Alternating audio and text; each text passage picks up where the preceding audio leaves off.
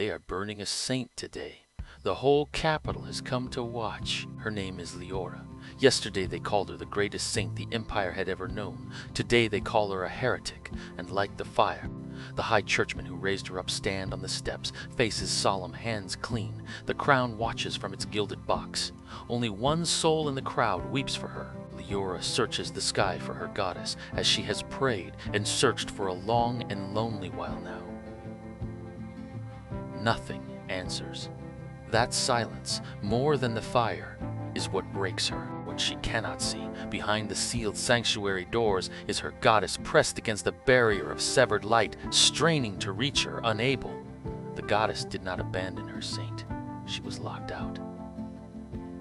But Leora will burn believing the opposite. As the fire takes her, a whole life rises behind her eyes. The long, bright, impossible story of how a foundling child became a living saint and how that saint came to burn. It begins where she began, with nothing. 20 years before the pyre, Leora was a temple foundling. No name worth recording, no family, no future. Just a small girl who swept the chapel steps and talked to a goddess who, in those days, felt very close. The other children mocked the strange, quiet orphan who whispered prayers to empty air. Leora did not mind. To her, the air was never empty. The day everything changed, she was 8 years old, and a boy fell from the bell tower. No healer could reach him in time. So a small orphan girl knelt by the broken boy, pressed her hands to him, and begged the goddess with her whole heart. And the goddess answered. Through the hands of a nameless child, a light no one had seen in a generation poured out. The boy stood up healed. The girl who healed him looked at her own glowing hands as if they belonged to someone else, and every adult present fell to their knees. Word of a foundling with the goddess's true light reached the capital within the week. The great church does not ignore a miracle, it collects them. They tested her for a month. Every trial a saintess in training might face in years, they gave the 8-year-old in days. She passed all of them. The examiners had meant to find a lucky fluke. Instead, they found the strongest channel for the goddess's light the church had recorded in over 700 years. And so a nameless orphan was given a name to be remembered and a title to grow into. Saintess in training. Against every expectation, the lowest child in the empire had been chosen. She wept that night. Not from fear, from gratitude. The goddess who had been her only friend had reached down and lifted her out of nothing. She swore she would never stop repaying it. That vow would carry her to glory. It would also, in the end, be the blade they turned on her.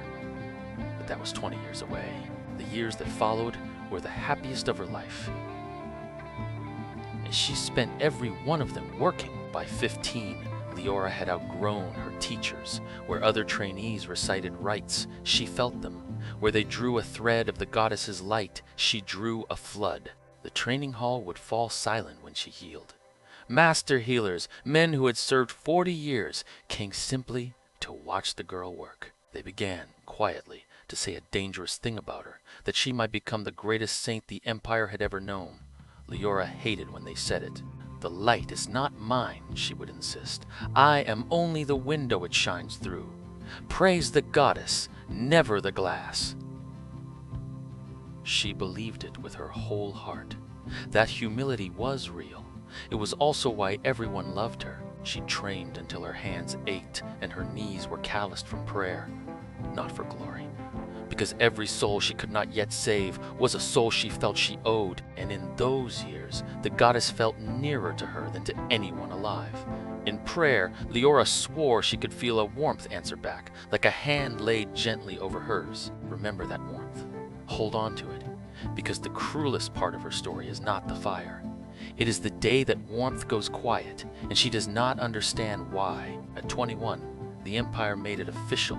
In a cathedral packed to the doors, Leora knelt a trainee and rose the living saint of the Aurelian Empire, the youngest saint in the empire's history, the strongest its records had ever named.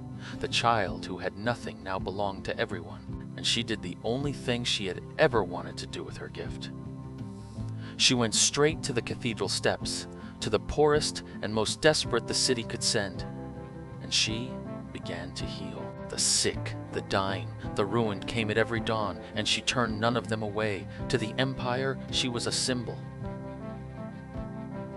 To them, she was the hand that reached back. Among the orphans she sheltered was a small, fierce girl named Edda, who reminded the saints so much of herself that she kept her close.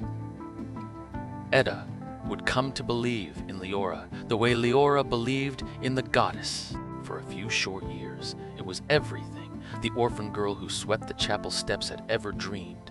The empire was healed by her hands and warmed by her name, and the goddess felt close, and Leora was simply happy.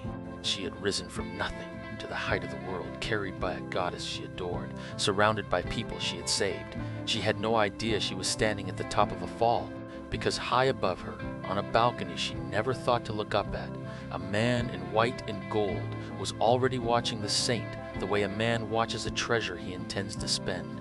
That is a story for the dawns to come. The slow theft, the quiet betrayal, the silence where her goddess used to be. The day the greatest saint in the world learns what her own church has been doing with her light. But that is not today's story. Today, the memory ends where it must. Back in the fire. The flames have her fully now. The crowd has fallen silent. The girl who once healed a broken boy with borrowed light burns beneath the banners of the goddess she gave her whole life to.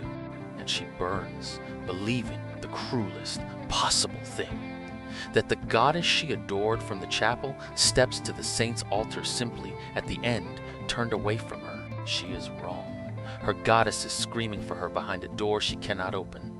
But by the time Leora learns that, she will already be something the church will wish it had never made. They are burning a saint today. Remember her as she was on the chapel steps, talking to a goddess who answered, because the thing that rises from this fire will not be a saint at all.